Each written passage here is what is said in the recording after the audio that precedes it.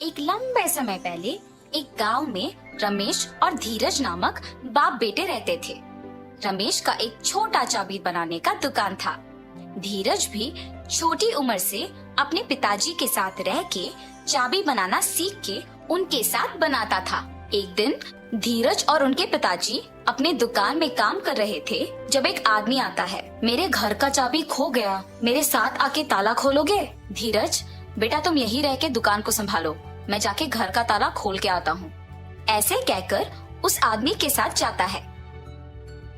बहुत दूर चलने के बाद, यही मेरा घर है, ताला खोलिए।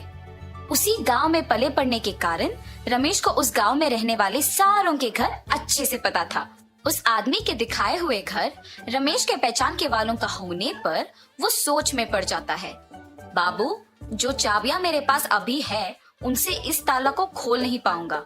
दूसरे चाबियों का गुच्छा घर के पास है, जाके ले आते हैं।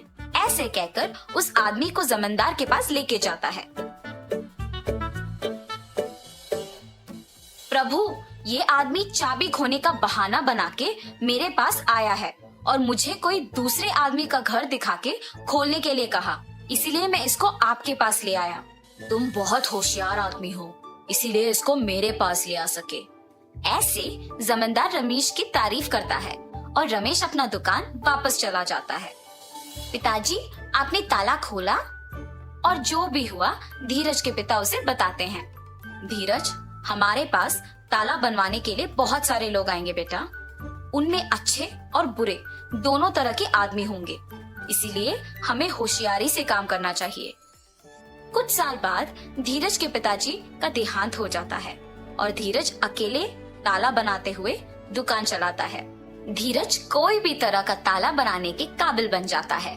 एक दिन धीरज के दुकान को एक आदमी आता है। मुझे इस चाबी का एक नकल बना के दे सकते हो? जी हाँ, बिल्कुल, पर नई चाबी के लिए 500 रुपए लगेंगे। ठीक है, बना के दो। और धीरज वो नकली चाबी बना के देता है और गोपाल पैसे देके वहां से चला जाता है। अगले दिन भी गोपाल धीरज के पास एक और चाबी लेके उसी की तरह एक नया वाला बनाने के लिए कहता है। ऐसे हर रोज गोपाल एक एक चाबी लाके उसका नकल बनाने के लिए धीरज को पैसे देता था। वैसे एक दिन जब गोपाल नया चाबी बनवाने धीरज के दुकान पर आता है। आप हर रोज नई चाबियां बनवाते हो, इतने सारे नकली चाबियों का आप करते क्या हो? चाबियों को खोने का डर से मैं इन्हें ऐसे बनवाते रहता हूँ। ये कहकर चाबी लेके वहां से चला जाता है। एक दिन जमींदार के पास उनके कुछ प्रजा आते हैं। प्रभु, अलमारी का ताला वैसे का वैसा ही है, मगर उसके अंदर का सोना और पैसे गायब हो गए। जी प्रभु, हमारे घरों में भी वही हुआ है। ये सब जमींदार से कह के दुखी होते हैं।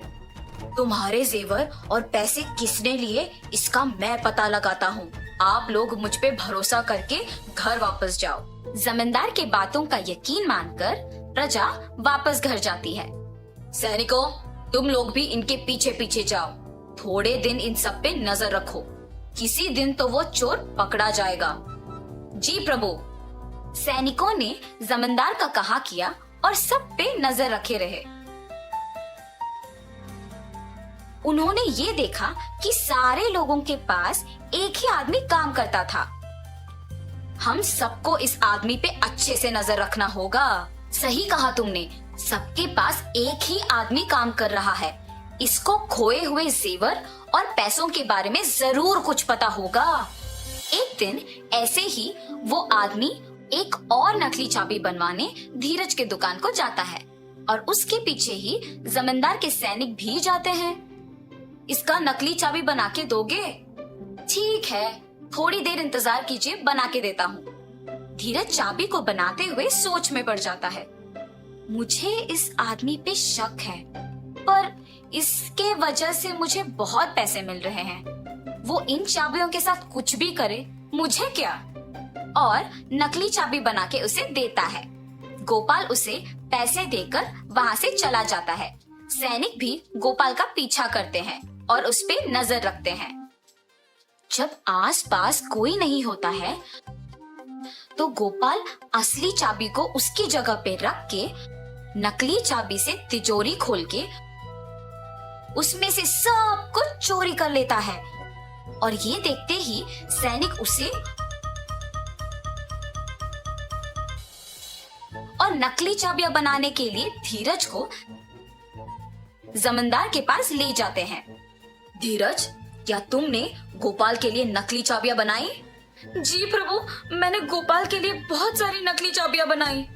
और तुमने क्या एक बार भी उसकी नीयत के बारे में नहीं सोचा? मुझे माफ कर दीजिए प्रभु, मैंने सिर्फ पैसों के बारे में सोचा है।